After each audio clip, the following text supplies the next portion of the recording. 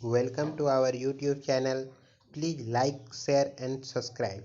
चलिए आज हम जानेंगे टायर के बारे में। टायर क्या है, टायर के क्या कार्य हैं और कितने प्रकार के टायर होते हैं, ये सब हम आज इस वीडियो के माध्यम से जानेंगे। सबसे पहले टायर के बारे में हम जानते हैं। टायर एक ऐसा पहिया है जिसका उपयोग हम रिम के ऊपर चढ़ा के करते हैं और इसका उपयोग हम गाड़ियों में करते हैं ताकि वाइब्रेट कम हो, आवाज़ कम हो और इत्यादि इत्यादि चीज़ें इससे फ़ायदा मिलती है। इसमें हम ट्यूब यूज करते हैं और कुछ टायर में हम बिना ट्यूब वाले यूज करते हैं। ट्यूब वाले में ट्यूब सबसे टायर के अंदर डालते हैं और उसमें हवा को भरते हैं। अब बात आती है कि इसके फंक्शन क्या हैं, टायर के फंक्शन क्या हैं, टायर के कार्य क्या हैं। तो इसके डिफरेंट कार्य हैं। सबसे पहले कि वाहन का जो लोड होता है वो ले जाने के लिए सहयोग करता है, कम फ्रिक्शन होता है, झटके के खिलाफ कुशन प्रदान करता है, हेल्पफुल होता है, एक तरह का शॉकअप भी डेवलप होता है, सड़क पर ड्राइविंग और ब्रेकिंग भी लगाने में आसानी प्रदान होता है। ये सब कार्य है इसके। चिकनी स्टीयरिंग के लिए कॉर्नरिंग पावर प्रदान करता है और यह भार उठाने और क्षति का विरोध करने के लिए पर्याप्त मजबूत होता है। जल्दी ये फटता नहीं है और बहुत ही मजबूत होता है रबड़ इसका। इसका लंबा जीवन काल और सुचारू रूप से चलना चाहिए। इसका ये भी कार्य होना चाहिए कि ज़्यादा से ज़्यादा दिन चले और जीवन काल भी ज़्यादा होना चाहिए। सभी मौसम में चले, ओवर हीटिंग नहीं होना चाहिए टायर। जैसे गर्मी के दिनों में ज़्यादा गर्मियाँ पड़ती है तो ओवर हीटिंग नहीं होना चाहिए और तेज़ी से ब्रेक लगना चाहिए। ये सब टायर के कार्य हैं। चलिए अब हम आगे बढ़ते हुए देखते हैं इसके डिजायरेबल प्रॉपर्टी क्या है, वांछनीय गुण इसमें क्या है। सबसे पहला आता है पावर कंजम्पशन। जब हम टायर का यूज करते हैं, लोहे का भी यूज कर सकते थे, प्लास्टिक का भी यूज करते सकते थे, बहुत सारे मटेरियल थे, लेकिन टायर ही क्यों यूज किए, रबड़ का ही यूज क्यों किए? क्योंकि इसमें पावर कंजम्पशन जो है बहुत ही कम खाता है और घिसता भी बहुत कम है, कुशन भी प्रदान करता है। बहुत सारे इसमें प्रॉपर्टी हमको अवेलेबल होती है, इसलिए हम इसका यूज करते हैं। दूसरा है टायर शोर नहीं करना चाहिए। जैसे गाड़ी में टायर, जब हम गाड़ी को चलाते हैं तो चलने के दौरान गाड़ी में आवाज़ नहीं होनी चाहिए। जैसे लोहे का यदि टायर लगा दिया जाए तो बहुत ही गंदा आवाज़ उसमें सुनाई देगा और ज़्यादा घर्षण उसमें उत्पन्न होगा। तीसरा है बैलेंसिंग होना चाहिए।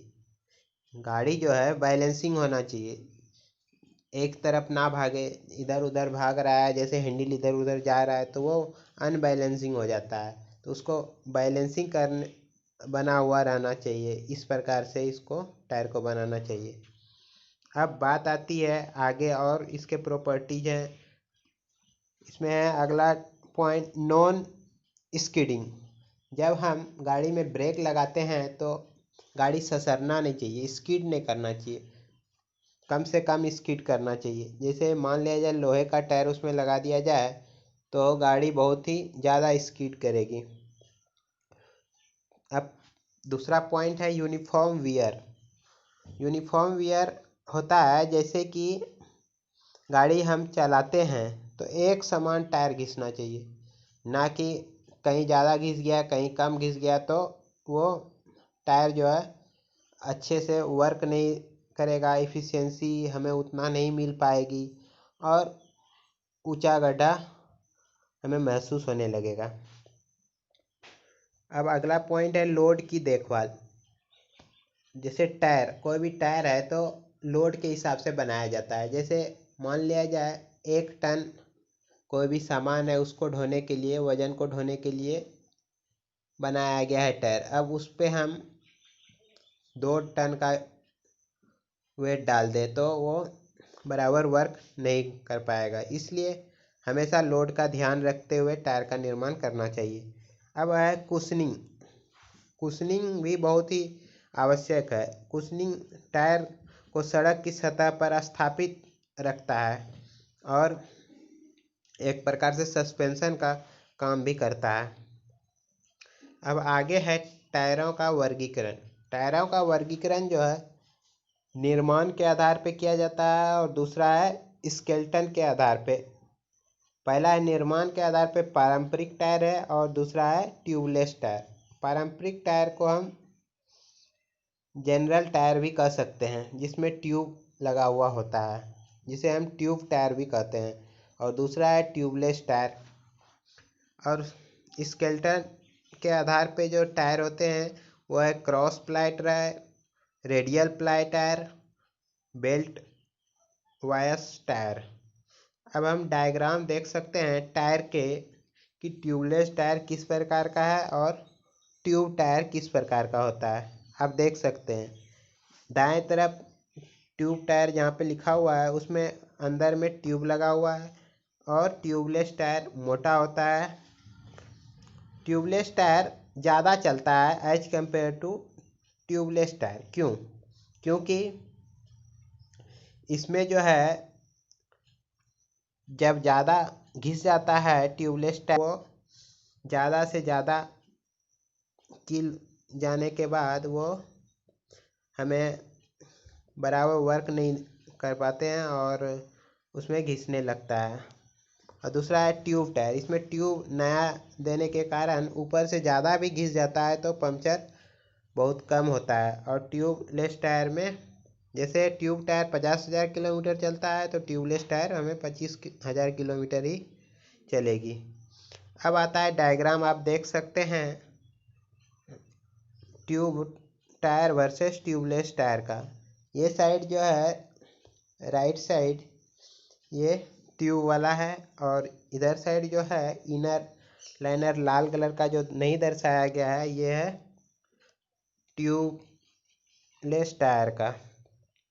चलिए अब हम परंपरागत ट्यूब टायर के बारे में जानते हैं जिसमें ट्यूब लगा हुआ था। ये दो मुख्य भागों अर्थात सबव चलने के मिलकर बनता है। ट्यूब टायर की विशेषताएं हैं कि ये ज़्यादा चलता है और इसमें मेंटेनेंस कॉस्ट बहुत कम है और आम दिनों में इसमें ये परेशानियां होती है जब कील वगैरह उसमें गड़ जाते हैं तो पंक्चर वगैरह बनाने में पैदल चलना पड़ता है। इसलिए हम आजकल ज़्यादातर प्रीफर करते हैं ट्यूबलेस टायर। भले ही कम पड़े लेकिन हम ज़्यादा प्रीफर करते हैं। ट्यूबलेस टायर के लिए भी कुछ इम्पोर्टेंट पॉइंट्स रहते हैं जिसको हमें ध्यान देना बहुत ही ज़रूरी है। जैसे कि लू में अलग अलग ट्यूब की ज़रूरत नहीं होती है। जो हवा में अत्यधिक दबाव होती है वो टायर में गैर रिटर्न वाल्व को रिम में लगाया जाता है। ट्यूब वाले टायर और ट्यूबलेस टायर के बीच का बड़ा अंतर टायर के बीच एरिया में होता है। ट्यूबलेस टायर जो होता है वो एरिया में बहुत ही बड़ा होता है। चलिए अब आज हम वीडियो को यहीं पे अंत करते हैं और अगले कड़ी में हम कुछ नए वीडियो लेकर आपके लिए आएंगे दोस्तों।